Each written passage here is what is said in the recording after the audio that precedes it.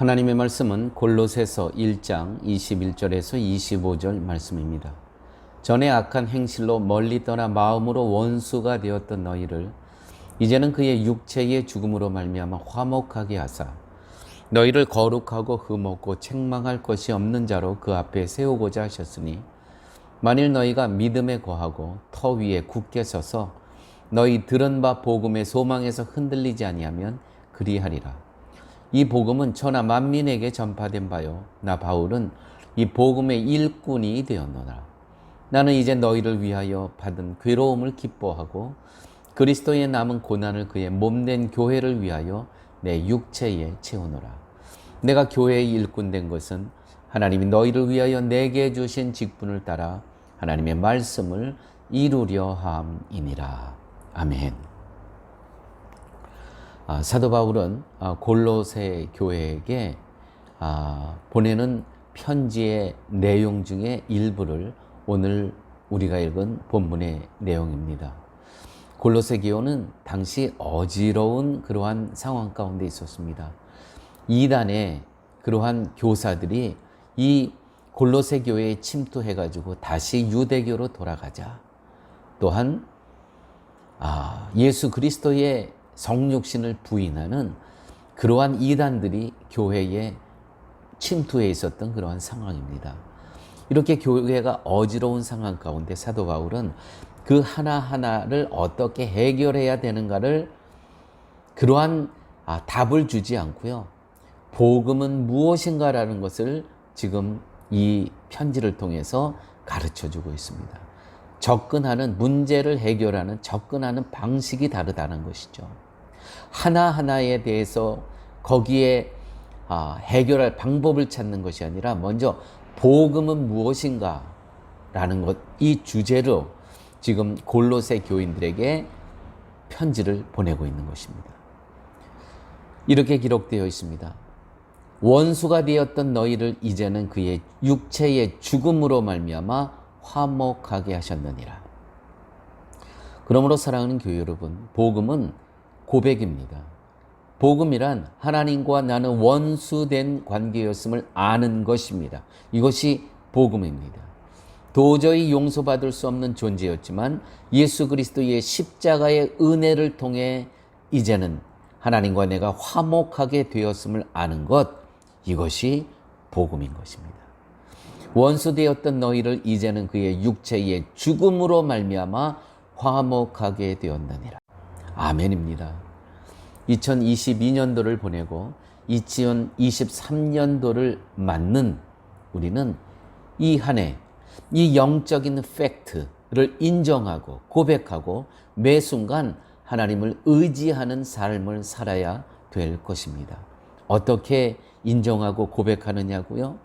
주님, 나는 예전에 당신과 원수되었던 존재인데 이제는 예수 그리스도의 십자가의 은혜로 말미암아 나는 하나님과 화목하는 관계가 되었습니다. 이것을 인정하고 고백하고 매 순간 하나님을 의지하며 살아가야 된다는 것입니다. 제가 우리 성도님들께 제안 하나를 하겠습니다. 2023년도는요, 하루에 우리 다 함께 3번을 기도합시다. 하루의 시작이 언제가 된다고요? 하루의 시작은 저녁입니다. 창세기 1장에 보면 저녁이 되고 아침이 되니 첫째 날이었더라. 저녁이 되고 아침이 되니 둘째 날이었더라. 계속 저녁이 되고 이게 하루의 시작입니다. 그래서 잠들기 전에 우리는 기도해야 됩니다. 하나님, 제 영혼을 하나님의 거룩한 손에 올려드립니다. 이 밤도 하나님 제 영혼을 보존하여 주시옵소서 하고 안식에 들어가야 됩니다.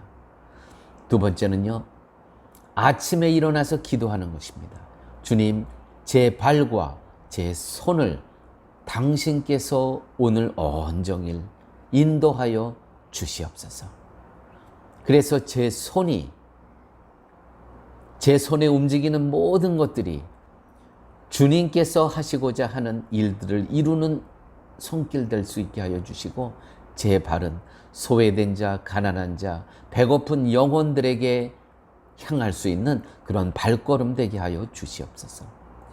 세 번째 기도는 점심에 하는 기도입니다. 아버지 하나님, 이 태양 아래 보이는 것이 전부가 아니라 보이지 않는 세계가 있음을 깨닫게 하여 주시옵소서. 다니엘도요, 하루에 3번씩 예루살렘을 향해서 기도했습니다. 우리 모두요, 2023년도 다니엘의 기도를 해야 되겠습니다. 하루에 3번씩 잠들기 전에 아침에 일어나서 태양이 장렬하는 12시 정오에 우리 다 함께 기도하는 그러한 저희들의 삶이 되었으면 좋겠습니다. 첫째는 복음은 내 자신이 하나님과 원수되었던 자임을 고백한다고 하였죠. 두 번째, 복음은 소망입니다. 소망이 없는 자는 복음을 모르는 자입니다. 오늘 말씀 가운데 너희가 믿음에 거하고 터 위에 굳게 서서 너희 들은 바 복음의 소망에서 흔들리지 아니하면 그리하리라. 복음의 소망에서 흔들리지 아니하면 그리하리라. 그리한다는 것은 오늘 본문의 윗절을 받고 있습니다. 너희를 거룩하고 흠없고 책망할 것이 없는 자로 그리스도 앞에 세우리라. 복음의 소망에서 흔들리지 아니하면 너희를 거룩하고 흠없고 책망할 것이 없는 자로 그리스도 앞에서 세우겠다고 약속하시는 것입니다. 예수님의 다스리는 나라에선 교회 여러분, 그 소망이 있는 자들에겐 하나님이 일하십니다. 우리가 일하는 것이 아닙니다. 우리가 하는 일 아무것도 없습니다. 하나님께서 일하십니다. 이것이 복음 안에서 소망을 갖고 있는 자들의 특권입니다. 특혜입니다. 축복입니다. 시편 118편 18절 말씀입니다. 주는 나의 하나님이시라. 내가 주께 감사하리이다. 그러므로 주님께서 내 안에서 일하시기 때문에 내가 하는 것과는 차이가 엄청나는 것입니다. 내 노력과 내 열정으로 사는 인생이 아니고 나에게 복음의 소망이 있다면 하나님께서 내 안에서 일하십니다.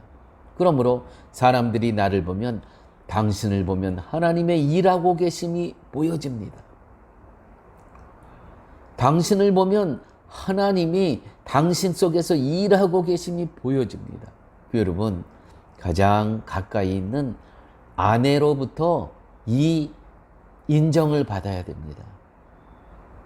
여보, 당신께서 지금 살아가는 모습을 보면 하나님께서 당신 안에 일하고 계심이 보여져요. 여보, 나의 아내인 당신이 지금 살아가는 모습을 보게 되면 당신 안에서 일하시는 하나님이 보여져요. 그렇습니다.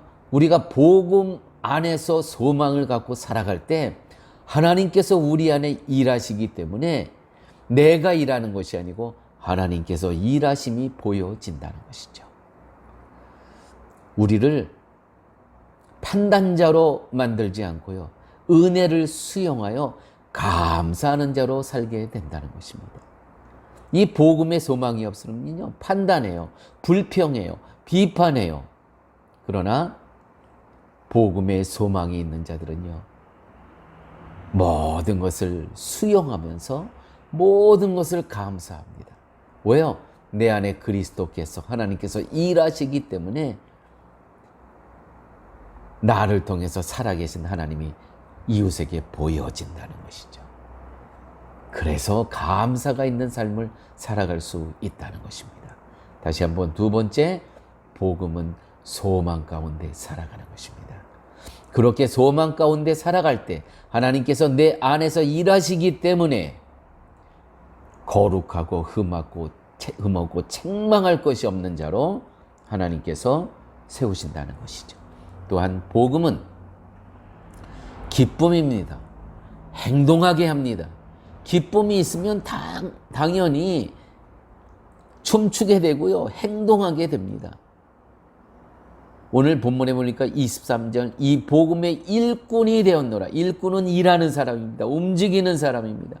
내가 교회의 일꾼 된 것은 일꾼 디아코노스라는 단어를 씁니다. 집사가 된다는 것입니다. 일꾼이 된다는 것입니다. 섬기는 자가 된다는 것입니다. 행동하는 사람이 된다는 것입니다. 손과 발이 움직이는 사람이 된다는 것입니다. 복음은 기쁨입니다. 왜요? 복음은요, 무엇이 가치 있는 것을 알게 하기 때문입니다. 2023년도에는 사랑하는 교회 여러분, 우리 다 구원받은 자처럼 사셔야 됩니다. 이미 구원받았어요. 그런데 우리는 너무나 많은 경우에 마치 한 번도 구원의 복음을 들어보지 못한 자처럼 살아갑니다. 불평하고 불만하고 비판하고. 아무쪼록 2023년도 복음의 기쁨을 회복하고 또한 복음의 소망 가운데 또한 복음의 고백을 하면서 가정과 직장과 일터와 지역사회와 세상 속에서 주님의 사역자로 주님의 일꾼으로 사시는 사랑의 교회 교우 여러분들 되시기를 예수님의 이름으로 축원드립니다. 아버지 하나님 감사합니다. 말씀 속에서 2023년도를 어떻게 살아가야 할 것을 가르쳐 주심을 감사합니다. 늘 겸손히 믿음의 고백, 나는 예전에 하나님과 원수된 자였습니다. 고백을 하고 또한 매 순간 복음은 소망임을 기뻐하면서 감사하면서 살아갈 수 있게 하여 주시고 복음의 기쁨을 갖고 복음의 일꾼으로 살아갈 수 있는 2023년 되게 하여 주옵소서. 모든 말씀 예수님 이름으로 기도드렸습니다. 아멘.